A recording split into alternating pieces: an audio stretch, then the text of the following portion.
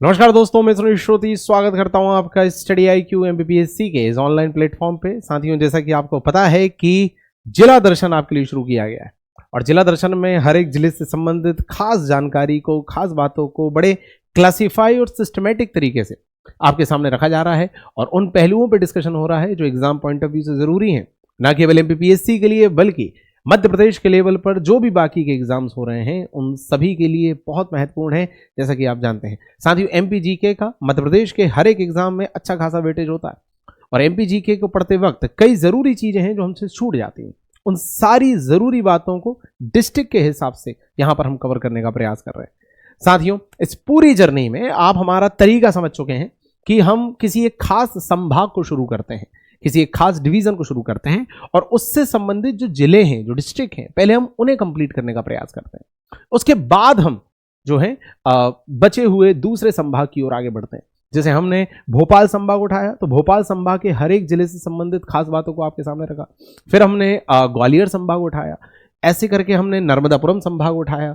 अब इंदौर संभाग चल रहा है और इंदौर संभाग में आज का जो हमारा जिला है वो है खरगोन।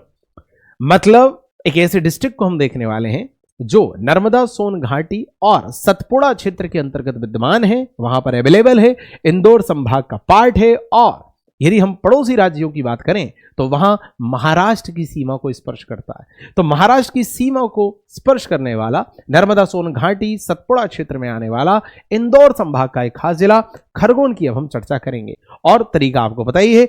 हर उस पहलू में उसे तोड़ने का, क्लासिफाई करने का प्रयास करेंगे जहां से प्रश्न आते हैं और आपके दिमाग में आसानी से वो बैठ जाए, ये हम प्रयास करेंगे। सबसे पहले नक्शे का अध्ययन हम कर ही रहे हैं हर एक लेक्चर में, तो आप देख रहे हैं। यदि हम खरगोन की बात करें तो खरगोन आपको यहां पर नजर आ रहा है, ये है खरगोन। ये खरगोन है, मतलब यहां पर आप नीचे देखें, ये महाराष्ट्र की सीमा को स्पर्श कर रहा है क्योंकि मध्य प्रदेश के दक्षिण में यहां महाराष्ट्र लगता है। इसके अलावा इसकी खुद की जो पोजीशन है वो दक्षिण पश्चिम है, मतलब south west, south north east और वेस्ट, और ये साउथ और वेस्ट के बीच में है, ये साउथ वेस्ट में। ठीक, ये आपको क्लियर होना चाहिए। तो खरगोन जो है उसके संभाग की यदि हम बात करें तो संभाग के लेवल पर तो हम देखते हैं कि भाई इंदौर का पार्ट है। ठीक है, यदि पोजीशन हम देखें तो पोजीशन में ये मध्य प्रदेश के दक्षिण और पश्चिम में है, मतलब साउथ वेस्ट में है। इसके अलावा यदि हम पड़ोसी राज्य देखें तो महाराष्ट्र, जी हां, महाराष्ट्र की सीमा को छू रहा है। मतलब किसी भी जिले की भौगोलिक स्थिति से संबंधित ये जरूरी बातें हैं जो एग्जाम में आती रही हैं। और एक और जरूरी बात जो यहां हम बोले तो थे पर यहां पर लिखा नहीं हमने, वो है इसकी स्थिति। तो यदि आप देखें सतपुड़ा, उसको भी ये स्पर्श कर रहा है, और यदि हम देखें नर्मदा सोन घाटी क्षेत्र, उसको भी ये स्पर्श कर रहा है। मतलब ये जो नर्मदा क्षेत्र है उसके अंतर्गत भी आ रहा है और सतपुड़ा आप जानते हैं पूरा नीचे का जो जिले हैं वो सतपुड़ा के अंतर्गत आते हैं, तो वहां भी ये आ रहा है। तो ये चारों बातें एग्जाम पॉइंट ऑफ व्यू से जरूरी हैं, आप जानते हैं। आगे बढ़ते हैं। किसी भी जिले में हम इंट्रोडक्शन, हिस्टोरिकल एस्पेक्ट सबसे पहले ये देखते हैं नक्शे के बाद। तो यहां इंट्रोडक्शन की यदि हम बात करें तो ऐसा कहा जाता है कि ये जो क्षेत्र है वो आर्य और अनार्य, मतलब आर्यंस और नॉन आर्यंस दोनों की भूमि थी। आप सभी एंशिएंट हिस्ट्री पढ़ चुके हैं और वहां पर आप पढ़ते हैं जो आर्यंस हैं उन्हें कहा जाता है जो बाहर से आए थे। यदि हम प्रोफेसर मैक्स मूलर की बात करें तो उन्होंने सबसे ऑथेंटिक थ्योरी दी थी, सबसे प्रमाणित थ्योरी दी थी, जिसमें उन्होंने बताया था कि भारत में वैदिक सिविलाइजेशन को जिसने एस्टेब्लिश किया, मतलब आर्यंस, वो लोग सेंट्रल एशिया से आए थे। तो सेंट्रल एशिया से जो लोग आए हैं वो है आर्यंस। वो अपने आप को ऊंचे कुल का, सुपीरियर क्लैन का कहते हैं कि हम ऊंचे कुल वाले हैं। और जो लोग यहां पहले से हैं उन्हें वो लोग अनार्य कहते थे, नॉन आर्यंस, और उनसे कहते थे कि तुम हमारे दास बन के रहो। और इन लोगों के बीच में संघर्ष, डिस्प्यूट्स, कॉन्फ्लिक्ट भी बहुत ज्यादा होते थे भौगोलिक क्षेत्र को लेके, ये आप जानते हैं। उसी में से एक आप दशरथ की युद्ध भी देखते हैं जिसका वर्णन ऋग्वेद के 7वें मंडल में भी है। खैर, तो यहां पर वो जो आर्य हैं जो बाहर से आए हैं और नॉन आर्यंस जो यहां पहले से रह रहे हैं, उन दोनों की भूमि, उन दोनों ही सभ्यताओं की मिश्रित भूमि से माना जाता है। और यही कारण है कि यहां इस क्षेत्र का नाम नीमार्य पड़ा था। आर्य और अनार्य से मिला के पड़ा नीमार्य, ये आपको क्लियर होना चाहिए। ठीक, इसके अलावा साथियों नीमार्य जो है वो बाद में हो गया नीमाड़। ठीक, और कई जगह यह भी कहा जाता है कि नीम के पेड़ जो है यहां पर अच्छे खासे थे, इस वजह से इसका नाम नीमाड़ पड़ा। तो दोनों की वजह आपको पता होनी चाहिए, एक दिमाग में रखना है आपको बस, ठीक, कि आर्यंस और नॉन आर्यंस की भूमि के कारण इसे नीमार्य कहा गया और बाद में फिर ये नीमाड़ हुआ, और कई लोग कह रहे हैं कि नीम के पेड़ के कारण इसका नाम नीमाड़ पड़ा। इसके अलावा साथियों यहां 1 नवंबर 1956 की यदि हम बात करें, जब मध्य प्रदेश का गठन हुआ था राज्य पुनर्गठन अधिनियम के तहत, उस समय ये पश्चिम नीमाड़ के रूप में अस्तित्व में आया, वेस्टर्न नीमाड़ के रूप में आया अस्तित्व में। यह भी आपको पता होना चाहिए कि पश्चिमी नीमाड़ के रूप में यह अस्तित्व में आया कब, 1956। ओके, उसके बाद क्या हुआ, आप सभी जानते हैं कि राज्यों के गठन को लेकर अलग अलग समय पर अलग अलग कमिटीज बनी। तो 1998 में जो पश्चिमी नीमाड़ है उसे 2 जिलों में बांट दिया गया, एक तो खरगोन और एक बड़वानी, 25 मई 1998। ठीक है, दैट्स इट। ये पूरा एक हिस्टोरिकल बैकग्राउंड है। यहीं पर महेश्वर भी है, आप जानते हैं नर्मदा नदी के तट पे बसा हुआ है, एक ताम्र पाषाण कालीन वो बस्ती है, मतलब जो चैल्कोलिथिक पीरियड से रिलेटेड, जहां पर आदि मानव तांबे और पत्थर से बनी हुई सामग्रियों का, घरेलू उपकरण का, डोमेस्टिक यूटेंसिल्स का यूज कर रहा था।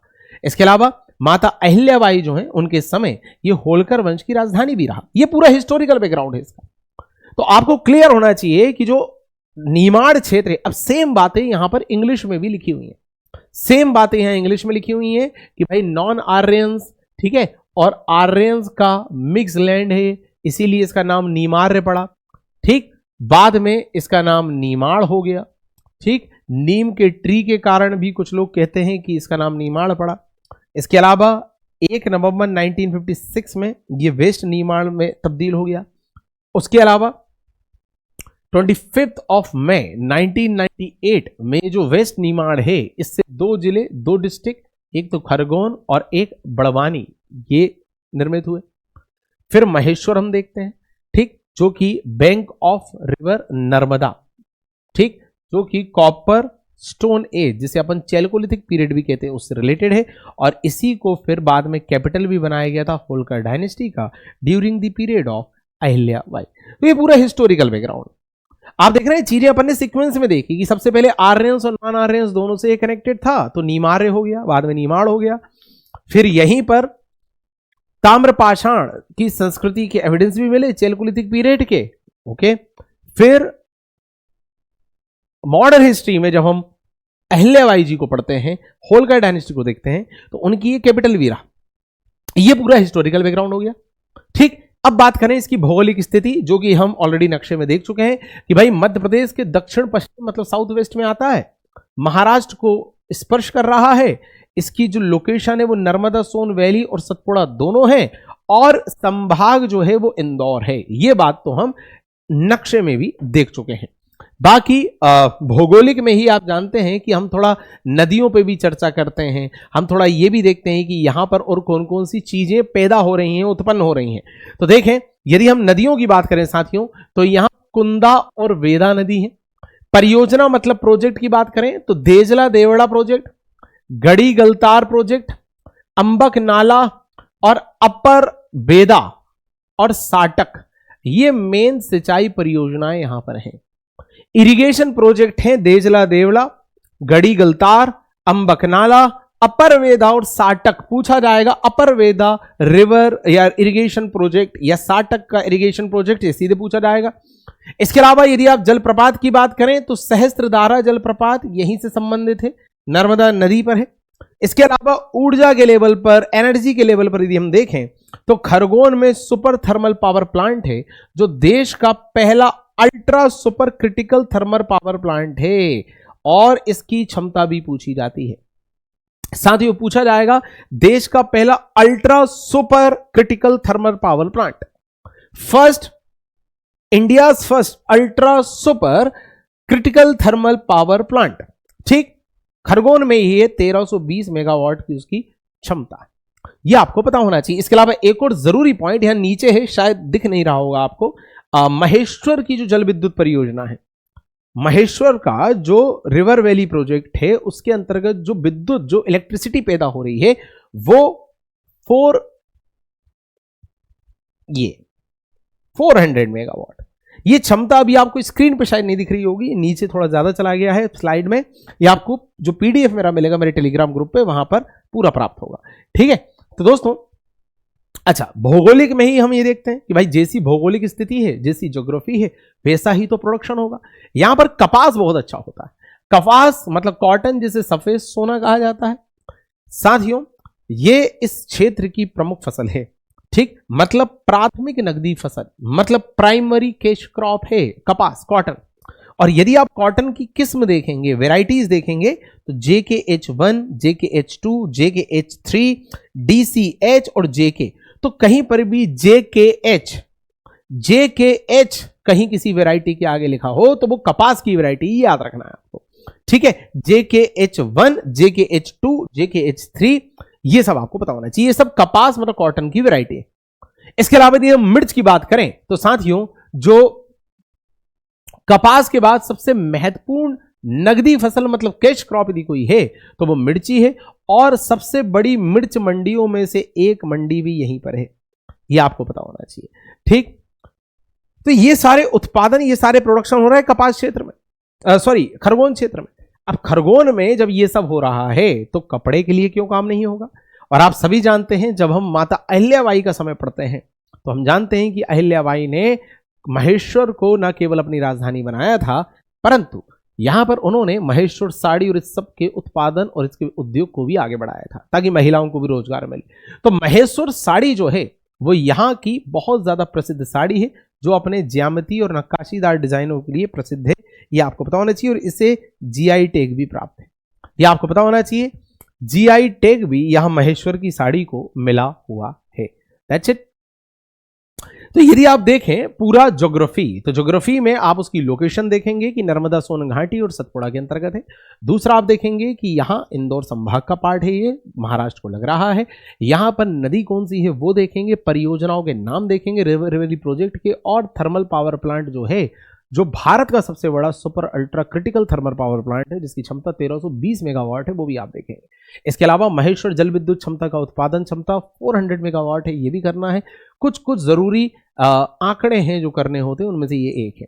इसके अलावा यहाँ पर कपास हो रहा है, यहाँ पर लाल मिर्च हो रही है, उसकी सबसे बड़ी मंडी यहाँ पर है। कपास जो कॉटन है वो यहाँ की प्राइमरी कैश क्रॉप है, जिसकी वेराइटीज के बारे में भी मैंने आपको बताया। अब यदि हम पर्यटन स्थल की बात करें, टूरिज्म की बात करें, तो दोस्तों श्रीमंत बाजीराव पेशवा की समाधि रावरखेड़ी में। बाजीराव पेशवा जो हैं, पेशवा बाजीराव, उनकी समाधि यहां पर है, ये आपको पता होना चाहिए। जब उत्तर भारत के अभियान के लिए आए थे तो उनकी मृत्यु यहीं पर नर्मदा के तट पर हुई थी। साथियों, पेशवा बाजीराव को तो हम जानते ही हैं, इन्हें लड़ाकू पेशवा भी कहा जाता था। 1720 से 1740 तक इन्होंने अपना काम संभाला था। कई सारी लड़ाइयाँ लड़ी थी। दुरई सराय की ट्रीटी इन्होंने करी थी भोपाल के नवाब को हरा के। इसके अलावा इन्होंने दक्षिण में जो हैदराबाद का निजाम है, चिनकिलिस खां, निजामुल मुल्क, उसको भी हराया था पालखेड़ा की लड़ाई में, और उससे मुंशी शिवगांव की ट्रीटी करी थी। तो ये हम जब इंडियन हिस्ट्री पढ़ते हैं तब इनके बारे में चर्चा करते हैं। तो इनकी मृत्यु जो है ये नर्मदा के तट पर हुई थी और रावरखेड़ी में ही इनकी समाधि है। इसके अलावा श्री महालक्ष्मी और अन्य मंदिर की बात करें तो साथियों, यहां आपको पता होना चाहिए कि परमार राजा उदयादित्य ने यहां पर महालक्ष्मी का मंदिर बनवाया था। ठीक, और यहां पर ये 12 मंदिरों का समूह है। इसके अलावा बल्लालेश्वर मंदिर की हम बात करें तो ये मंदिर भी राजा उदयादित्य, परमार राजा उदयादित्य ने बनवाया था। ठीक है, और ये आपको पता होना चाहिए। सॉरी, इसे राजा उदयादित्य के बेटे राजा बल्लाल ने बनवाया था। ठीक है, ये आपको पता होना चाहिए, इसलिए नाम है बल्लालेश्वर मंदिर। ठीक, इसके अलावा एक शांतिनाथ या ग्वालेश्वर मंदिर। देखिए, ग्वालेश्वर मंदिर का नाम ग्वालेश्वर मंदिर क्यों पड़ा? क्योंकि आंधी पानी की स्थिति में स्थानीय ग्वाले इस मंदिर में शरण लिया करते थे। जो ग्वाले लोग होते हैं जो दूध का उत्पादन का और इस सब का काम करते हैं, ठीक, पशुओं से संबंधित काम करते हैं, तो जब आंधी तूफान आते थे तो वो यहीं पर आके शरण लेते थे, छिप जाते थे, अपनी रक्षा करते थे। यही नाम है इसका, यही कारण है इस शांतिनाथ मंदिर का नाम ग्वालेश्वर मंदिर भी पड़ गया। जैन धर्म के अनुयायी ऊन को निर्माण स्थल मानते हैं, अतः इस स्थान को पावागिरी भी कहते हैं। इसी शांतिनाथ मंदिर को निर्वाण की स्थली के रूप में देखते हैं कौन? जैनिज्म वाले लोग, कि यहां पर मोक्ष की प्राप्ति के संभावनाएं रहती हैं। यही कारण है कि वो लोग इसे पावागिरी भी कह रहे हैं। तो शांतिनाथ मंदिर के लिए ही पावागिरी शब्द यूज कर रहे हैं जैन धर्म के लोग। शांतिनाथ मंदिर को ही ग्वालेश्वर मंदिर कह रहे हैं क्योंकि ग्वाले लोगों ने यहाँ के आंधी तूफान से अपनी यहाँ रक्षा की थी। इसके अलावा सहस्त्रधारा मंदिर, सहस्त्रधारा महेश्वर भी यहीं पर है। इस स्थान पर नर्मदा नदी की धाराओं की संख्या लगभग 1000 है। सहस्त्र मतलब होता है 1000। तो देखिए इस सहस्त्र धारा में नर्मदा की कितनी सारी धाराएं निकली हुई हैं, तो वो भी आपका महेश्वर में है, ये आपको पता होना चाहिए। बाकी एक जरूरी बात यह है कि इतिहास में एंशियंट पीरियड में जो हे वंश रहा उसका एक राजा था सहस्त्रार्जुन, उसने भी इसे अपनी कैपिटल बनाया था। तो इसे आप देख रहे हैं दो लोगों ने कैपिटल बनाया। एक तो प्राचीन भारत में जो हे वंश था उसके राजा सहस्त्रार्जुन ने भी बनाया, और यहां पर माता अहिल्याबाई ने भी इसे अपनी कैपिटल बनाया था, ये भी आपको पता होना चाहिए। That's it. तो यदि आप खरगोन को देखें तो खरगोन में आपने सबसे पहले नक्शे का अध्ययन किया, फिर आपने खरगोन में ऐतिहासिक पृष्ठभूमि हिस्टोरिकल बैकग्राउंड देखा कि आर्य अनार्य दोनों के कारण इसे नीमार्य कहा गया, और यहां पर पुरापाषाण समय के पाषाण काल के ताम्रपाषाण काल मतलब चैल्कोलिथिक पीरियड के एविडेंस भी मिले महेश्वर से। आपने देखा कि हे वंश के सहस्त्रार्जुन ने इसे अपनी कैपिटल बनाया, साथ ही माता अहिल्याबाई ने भी इसे अपनी कैपिटल बनाया था। इसके अलावा आपने भौगोलिक स्थिति में बहुत कुछ देखा कि कौन सी नदी है, कौन सी परियोजना है, ऊर्जा मतलब एनर्जी की कितनी रिसोर्सेज हैं, कितनी उसकी इलेक्ट्रिसिटी की प्रोडक्शन की कैपेसिटी है, ये सब आपने यहाँ देखा। अब यदि हम बात करें उत्सव की, नीमाड़ उत्सव जो है वो दिसंबर में मनाया जाता है, और नीमाड़ उत्सव जो है वो 3 दिवस का उत्सव है, ये आपको पता होना चाहिए। नर्मदा नदी के तट पर ही हर साल ये आयोजित होता है। तो नीमाड़ उत्सव 3 दिवस का उत्सव है, दैट्स इट। इसके अलावा भगोरिया साथियों मार्च में मनाया जा रहा है, रंगों से भरा और हर्षोल्लास का जनजातीय पर्व है। भगोरिया के बारे में हम पहले भी चर्चा कर चुके हैं, जहां हम अलीराजपुर झाबुआ को देख रहे थे वहां हमने भगोरिया की चर्चा की थी और आपको बताया था भगोरिया कई जगहों पर होता है, उनमें से ये भी एक है। होली के समय पर होता है, 7 दिनों का यह पर्व होता है, होली के ठीक पहले। इसके अलावा भील जनजाति करती है। गणगौर की बात करें मतलब गौरी पूजा गणगौर यहां पर अप्रैल में आयोजित होता है, ये आपको पता होना चाहिए। और समापन जो है गणगौर पर होता है, शुभारंभ जो है जिरोती नाम के पर्व से होता है, ठीक है, ये आपको पता होना चाहिए। गणगौर पूजा या गौरी पूजा जो है आपको पता होना चाहिए दोस्तों कि गौरी पूजा का शुभारंभ जिरोती नाम के उत्सव से होता है, इसका समापन गणगौर नाम के उत्सव से होता है, ठीक है। ये प्रमुख त्योहार है यहां का। अब यदि हम बात करें लोक कलाओं की तो गम्मत नाम की लोक कला यहां पर देखने को मिलती है, ठीक है। ये नवदुर्गा के उत्सव में होता है। इसमें होता क्या है कि जो कलाकार हैं वो निमाड़ी में संवाद और अभिनय करते हैं। क्या करते हैं? गम्मत में होता क्या है, जो कलाकार हैं वो निमाड़ी भाषा में संवाद करते हैं, मतलब उनके डायलॉग होते हैं, आपस में बातचीत करते हैं, अभिनय करते हैं, एक्टिंग करते हैं। इसके अलावा दूसरा व्यक्ति भी अपना पक्ष रखता है, मतलब 2 गुट होते हैं, ठीक। यहां पर अभिनय में अपनी बातचीत प्रभावी रूप से रखते हैं, जवाब में दूसरा व्यक्ति भी अपना पक्ष रखता है, एक तरह से संवाद होता है। यहां पर दर्शकों को जोड़कर रखने के लिए यहां पर हास्य का भी सहारा लिया जाता है, दैट्स इट।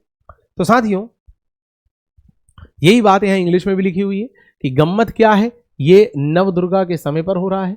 यहां पर एक थिएट्रिकल आर्ट और निमाड़ी डायलेक्ट संवाद होता है, ठीक। यहां पर एक्टिंग की जा रही है, यहां पर रिस्पॉन्स में मतलब जो व्यक्ति कुछ कह रहा है उसके रिस्पॉन्स में दूसरा एक और पर्सन अपनी बात अपना साइड भी यहां पर रखता है, मतलब एक तरह से वाद विवाद होता है, ये आपको पता होना चाहिए गम्मत में। अच्छा, काठी की यदि हम बात करें तो काठी भी यहां पर एक प्रमुख पर्व है, परंतु ये बलाई समाज के कलाकारों द्वारा होता है। आपको पता होना चाहिए कि काठी नृत्य जो है वो निमाड़ क्षेत्र या खरगोन में तो हो रहा है, पर कर कौन रहा है? बलाई समाज के द्वारा हो रहा है। इस नृत्य में बांस से काठी सजाई जाती है, बांस से मिला के, बैम्बू से मिला के एक काठी बनाई जाती है, ठीक है। कपड़े मोरपंख उससे उसे सजा दिया जाता है। इसके बाद समूह के सदस्य जो होते हैं वो चटक रंग की वेशभूषा पहनते हैं, मतलब अच्छे रंग बिरंगे कपड़े पहन लेते हैं, ठीक। इसे बागा कहते हैं। क्या कहते हैं? बागा।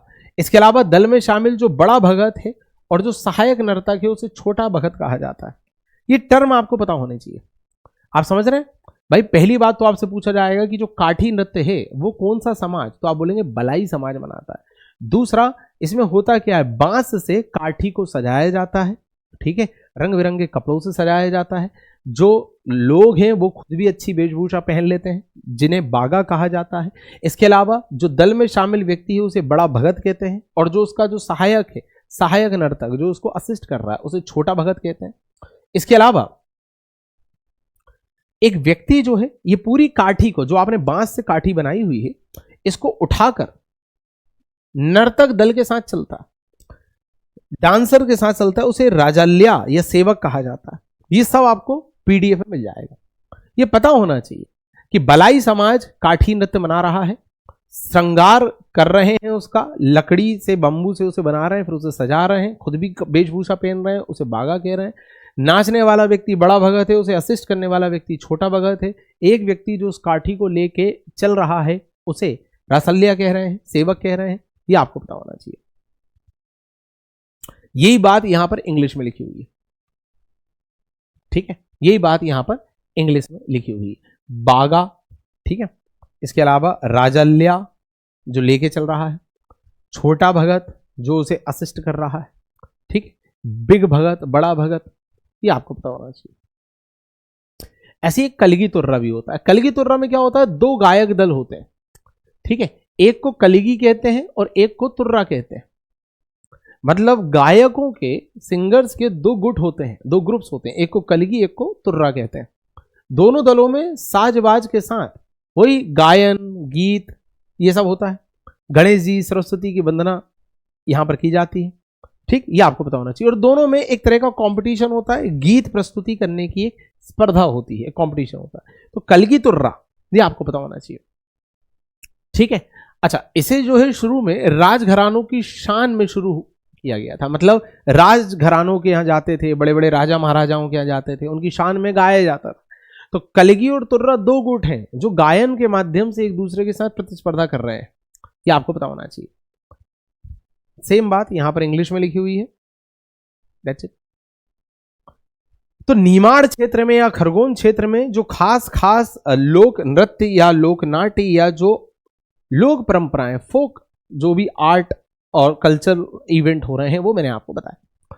यहां पर साथियों एक जिला एक उत्पाद की हम बात करें तो खरगोन में जो लाल मिर्च है, रेड चिली, उसे खरगोन जिले के खास उत्पाद के रूप में प्रमोट किया जाता है, ठीक है, ये आपको पता होना चाहिए उसके उत्पादन के संबंध में। यहां पर उत्पादन अच्छा खासा होता है। यदि हम अन्य तथ्य की बात करें, अदर फैक्ट की बात करें, तो आपको मैं पहले कई बार बता चुका हूं कि मध्य प्रदेश में लोकसभा के एसटी के लिए, मतलब शेड्यूल ट्राइब के लिए कुल 6 सीट आरक्षित हैं, रिजर्व है मध्य प्रदेश में। आप जानते हैं मध्य प्रदेश में लोकसभा की कुल 29 सीटें, जिनमें से 6 सीटें केवल एसटी के लिए रिजर्व है, जिनमें शहडोल है, मंडला है, धार है, रतलाम झाबुआ है, बैतूल है और एक खरगोन भी है, ये आपको पता होना चाहिए। इसके अलावा महेश्वर और पेंच जल विद्युत परियोजना है वो निजी क्षेत्र को सौंप दी गई है, मतलब जो आपके प्राइवेट सेक्टर है उन्हें दे दिया गया है। इसके अलावा साथियों मूंगफली का सर्वाधिक उत्पादन खरगोन में होता है। इसके अलावा कपास अनुसंधान केंद्र मतलब कॉटन रिसर्च सेंटर खरगोन में ही है। इसके अलावा प्रदेश का सबसे छोटा बस स्टैंड भी खरगोन में, ठीक है, और यही बात यहां पर आगे इंग्लिश में भी लिखी हुई है, ठीक है। तो दोनों मीडियम में आपका काम यहां पर हो जाएगा। तो साथियों यदि आप खरगोन को देखें तो हमने उसकी भौगोलिक स्थिति को, उसकी ऐतिहासिकता को, उसके आर्थिक पक्ष को, उसके सांस्कृतिक पक्ष को, कौन कौन से त्योहार, कौन कौन से उत्सव, कौन कौन से नाट्य, कौन कौन से नृत्य हो रहे हैं उसको, और तो यहां एक जिला एक उत्पाद, और आखिरी में अन्य तथ्यों को, इन सबको समाहित करके आपके सामने रखा और बहुत ज्यादा समय भी आपका जाया नहीं होने दिया, ऐसा हमने प्रयास किया। ये पूरा कंटेंट जो है, ये जो पूरी फाइल है, ये आपको मेरे टेलीग्राम ग्रुप पे प्राप्त होगी, जिसका नाम है @सुनील श्रोती। इस ग्रुप पे ये आपको प्राप्त होगी, ठीक है। तो आप जाके इस फाइल को यहां से प्राप्त कर सकते हैं। थैंक यू सो मच दोस्तों।